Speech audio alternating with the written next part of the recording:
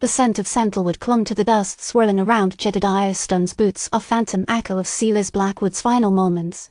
The livery stable felt small now, a wood plank seeming to press in on him, amplifying the silence broken only by Clem's rhythmic footsteps as he stood sentinel.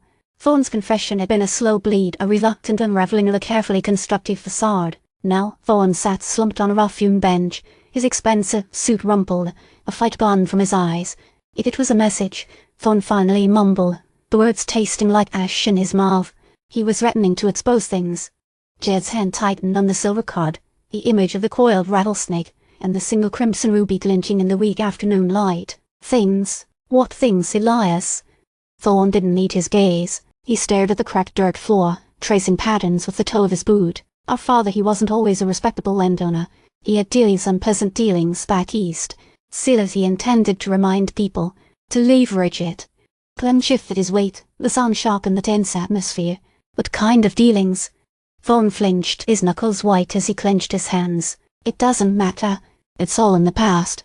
It matters now, Jed said, his voice low and steady. Silas was going to expose something that could ruin you, your family. That's why you paid a man to send a message. It wasn't supposed to go that far, Thorne whispered, a tremor running through him. I just wanted him to stop, to understand I was serious. And the man in the hat, Jed prompted. Who was he? Thorne shook his head, a fresh wave of despair washing over his face. I don't know. A contact. A mercenary. I paid him. That's all. The silence stretched, punctuated by the distant cry of a hawk circling overhead. Jed studied Thorne, searching for any flicker of deceit. The man's carefully constructed life had crumbled, leaving him exposed and vulnerable. But Jed couldn't shake the feeling that there was more to the story. Thorne was a pawn, he suspected, caught in a game far larger and more dangerous than he understood. He glanced at the flowerbed just beyond the veranda steps of Thorne's estate, the manicured lawn a stark contrast to the dust and grime of the livery stable. It was there, amidst the blooms, that a single crimson ruby had been discovered, a calling card, a silent declaration of something sinister.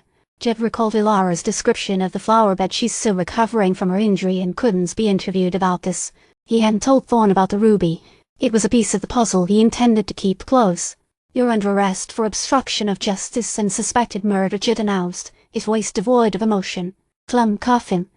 Clem moved swiftly, securing Thorne's wrists with steel. The wealthy lender offered no resistance, his shoulders slumped in defeat. As Clem led Thorne towards the waiting patrol wagon, Jed lingered in the livery stable, the scent of sandalwood and gunpowder heavy in the air. He felt it again, a tightening in his gut, that unsettling feeling that something deeper was at play. It wasn't just about Silas Blackwood's death, he realized. It was about something older, something buried beneath the dust and the dreams of redemption. He walked to the veranda of Thorne's estate, pausing to gaze at the single crimson ruby nestled amongst the blooms. It seemed to pulse with a hidden energy, a silent promise of secrets yet to be revealed. He wondered who had placed it there and what message it was intended to convey. Marshal, Clem's voice called from below. The patrol wagon's ready. Jed nodded, turning away from the flowerbed and heading towards the waiting wagon. As he climbed aboard, he couldn't shake the feeling that he was entering a labyrinth and that the truth he sought lay hidden in its darkest corners. He saw a single figure standing on the edge of the property, partially obscured by the shadows of the late afternoon sun. A man in a dark hat. The figure did not move, simply watched as the wagon rumbled away, heading back towards redemption and the uncertain future that awaited them. Jed couldn't tell if he was being watched, or just felt as though he was. He had a feeling that this was far from over,